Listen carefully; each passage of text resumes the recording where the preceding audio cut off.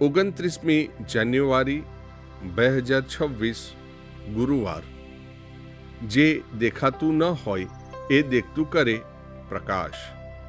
ઈસુ પોતાને એવો પ્રકાશ ગણાવે છે। અંધારામાં મોબાઈલની ટોર્ચ ઓન કરીને ન દેખાતા ચંપલને દેખતા કરે છે।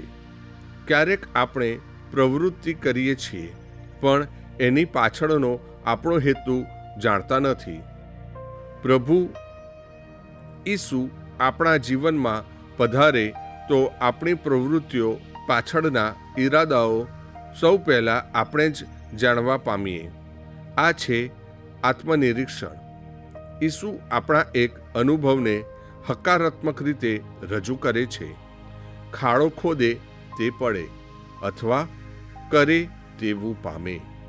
પ્રસ્તુત કરતા અમૃતધારા Don Bosco animation centre Kapadvanj.